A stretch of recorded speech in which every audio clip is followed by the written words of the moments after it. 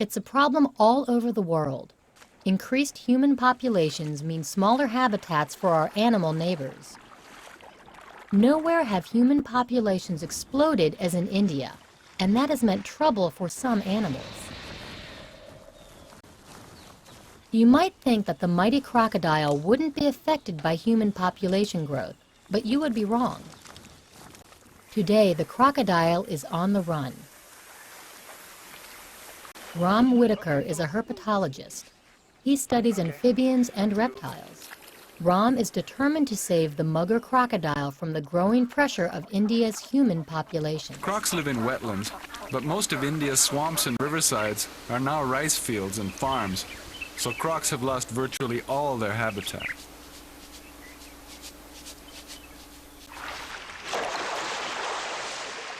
Ram founded the Madras Crocodile Bank in 1975 to breed and study native crocodiles. It is a reptile zoo, one of the largest in the world. There are thousands of crocs here, including the largest captive population of mugger crocodiles in the world.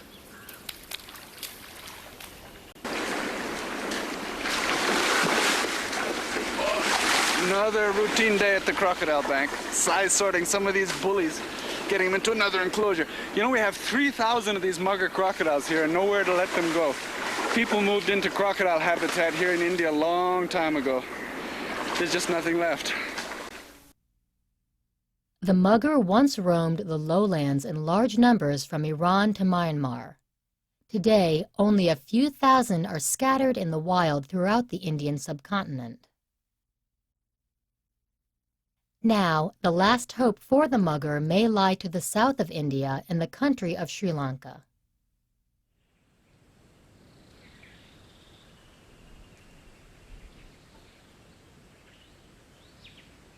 Ram is headed back to Sri Lanka's Yala National Park after almost 30 years to see if the thriving mugger community he remembers is still there.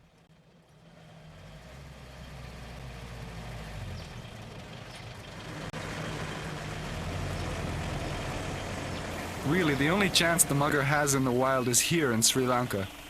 If they die out here, they're probably gone for good.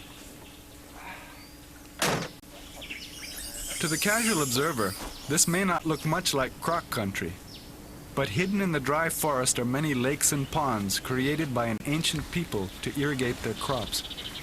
The people are long gone, but the pools remain. That's how the world's largest population of wild muggers has been able to survive.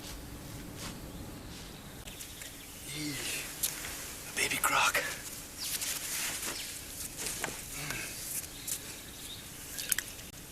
There you go. There you go. Wow. He's gorgeous. Look at those colors.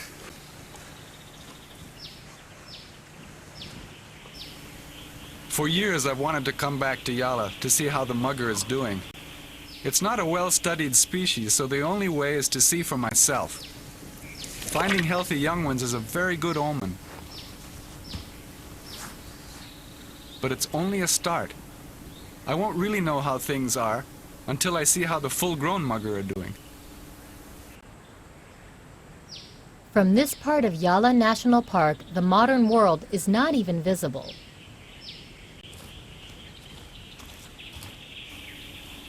This is a time of plenty.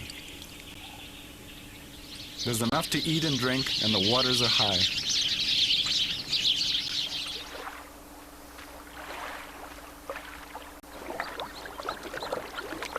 The key to everything here is the water. Plants, trees, animals, they all depend on it. And life changes dramatically when it dries up.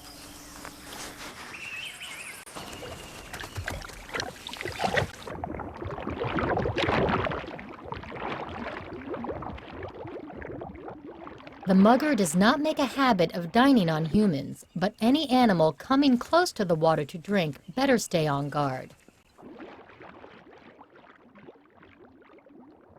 A certain edginess is understandable when 13 feet of reptile could be hidden just beneath the surface of the water.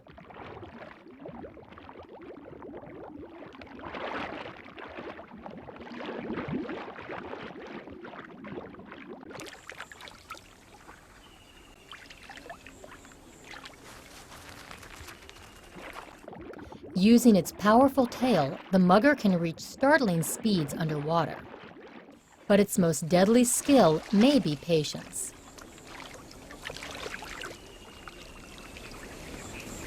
Nighttime is the best time to sense crocodiles. Their eye shine gives them away. They can't help it. The reflective tapetum in their eye reflects the light back. It's really bright. Watch.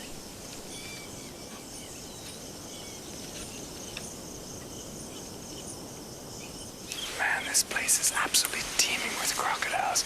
I just counted 140 crocodiles, probably give or take 20 or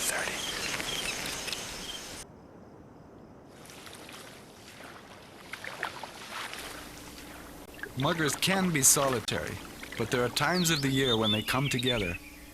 One such time is for a ritual that can get quite bloody. Contrary to popular legend, muggers are for the most part pretty laid-back, sociable animals. In fact, they spend much of their time just basking in the sun. But when mating season approaches, they're also intensely territorial, and any spot with deep water is worth fighting for.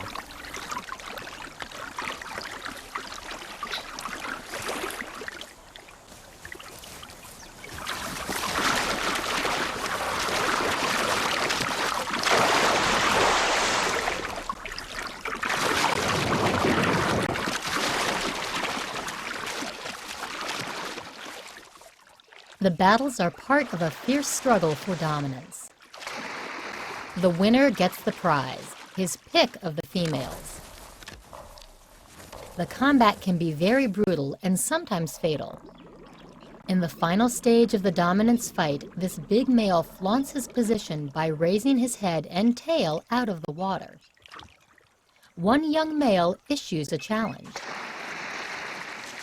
The big male boldly responds, and the younger croc decides to retreat.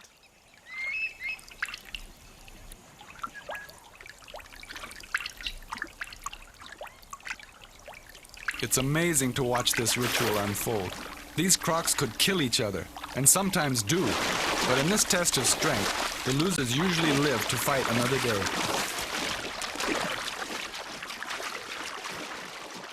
Finally, the last rival is chased out of the pond. The battle is over.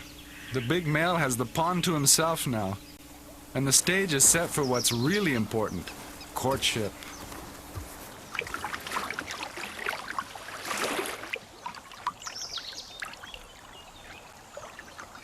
The victor has won the right to mate with the local female of his choice.